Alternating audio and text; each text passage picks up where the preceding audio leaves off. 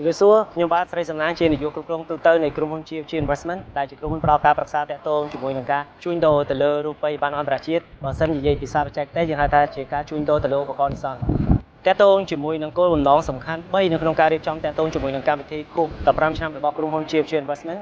ទី1អបអរសាទរអំពីសមិទ្ធផលរបស់ក្រុមហ៊ុន GFG Investment ដែលបានបង្កើតតាំងពីឆ្នាំ2010រហូតមកដល់ក្នុងឆ្នាំ2015ទី2តាក់ទងជាមួយនឹងសមិទ្ធផលថ្មីដែលឡើងបង្កើតឡើងដោយកូនខ្មែរតាក់ទងជាមួយនឹង GFGI Trader ចំណុចទី3គឺធ្វើការថ្លែងអំណរគុណទៅដល់ភ្ញៀវកិត្តិយសទាំងអស់ដែលបានចាប់ដៃគូសហការជាមួយនឹងក្រុមហ៊ុន GFG Investment ដែលជាដៃគូប្រឹក្សាយោបល់រហូតតាំងពីឆ្នាំ2010រហូតដល់ឆ្នាំ2025ទី1តាក់ទងជាមួយនឹងក្រុមហ៊ុន GFG Investment តាំងពីថ្នាក់ក្រុមប្រឹក្សាពិបាលរហូតទៅដល់បុគ្គលិកតាក់ទងជាមួយនឹងផ្នែកទីផ្សារទៅលើការប្រឹក្សាទៅលើរូបិយប័ណ្ណអន្តរជាតិយើងបានយល់ច្បាស់អំពីចក្ខុវិស័យរួមរបស់យើងគឺចង់ធ្វើឲ្យ GFG Investment ខ្លាចជាក្រុមហ៊ុនផ្ដល់ការប្រឹក្សាល្អជាងគេនិងឈានមុខគេក្នុងប្រទេសជាតិកម្ពុជា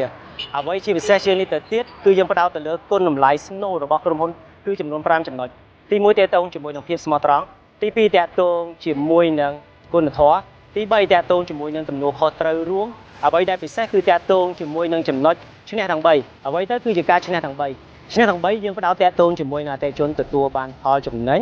បុគ្គលិកមានចំណូលក្រុមហ៊ុនរីកចម្រើនជាពិសេសទៅលើចំណុចចុងក្រោយគឺតាក់ទងជាមួយនឹងការអភិវឌ្ឍទៅលើសមត្ថភាពរបស់ក្រុមការងារមិនឈប់ឈរតាក់ទងជាមួយនឹងក្រុមហ៊ុន GFG Investment ដោយដែលយើងបានបង្ហាញអំពីចក្ខុវិស័យរបស់យើងអញ្ចឹងយើងចង់ឈានឲ្យទៅជាក្រុមហ៊ុនផ្ដល់ការប្រឹក្សាល្អជាងគេក្នុងប្រទេសជាតិកម្ពុជាអញ្ចឹងគឺយើងមានបេសកកម្មជាច្រើនទី1គឺយើងផ្ដល់តាក់ទងជាមួយនឹងការបណ្ដុះបណ្ដាលពីព្រោះដោយសារតែ GFG Investment ពេលដែលបង្កើតឡើងក្នុងឆ្នាំ2010គឺយើងជាមជ្ឈមណ្ឌលបណ្ដុះបណ្ដាលប្រឹក្សាយោបល់ដើម្បីបង្រៀនទៅឲ្យដល់សាធារណជនចេះតាក់ទងជាមួយនឹងការវិនិយោគទៅលើឧបករណ៍នេសាទឬក៏យើងនិយាយថាតាក់ទងជាមួយនឹងការទិញលក់ទៅលើហាងឆេង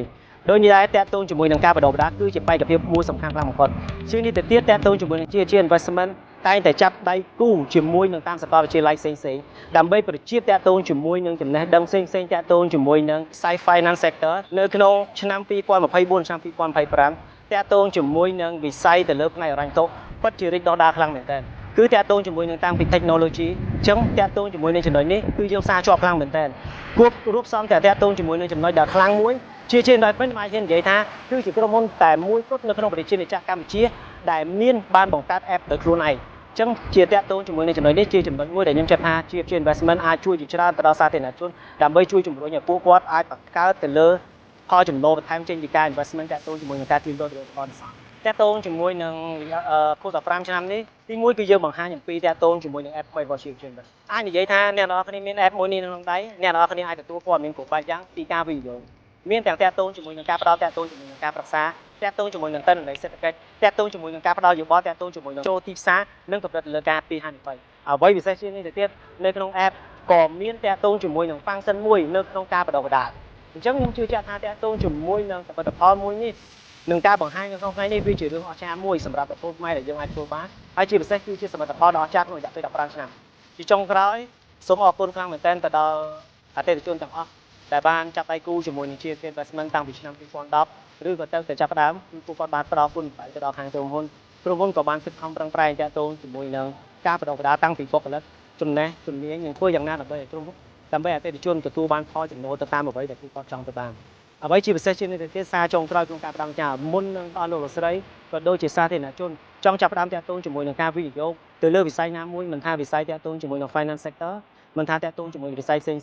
សូមសិក្សាស្វែងយល់ច្បាស់ជាពិសេសតាក់ទងជាមួយនឹងការជួញដូរឧបករណ៍នេសាទហើយលោកស្រីអាចជ្រើសរើសGFG Investment គឺជាដៃគូប្រឹក្សាយោបល់ទោះបីជាមិនទាន់ជាអតិថិជនក៏ដោយពួកយើងបើកទ្វារ7ថ្ងៃក្នុងមួយសប្តាហ៍ក្នុងការផ្ដល់ការប្រឹក្សាទៅដល់ទាំងអស់គ្នាជាពិសេសពួកយើងមានក្រុមការងារដែលមានចំណេះដែលមានជំនាញនៅក្នុងការប្រឹក្សាយោបល់ដើម្បីជំរុញឲ្យអ្នកទាំងអស់គ្នាដឹងច្បាស់អំពីកម្រិតនៃការគ្រប់គ្រងទៅលើហានិភ័យនិងចេះតាក់ទងជាមួយនឹងការរៀបចំទៅលើផែនការក្នុងការវិនិយោគបាទសូមអរគុណ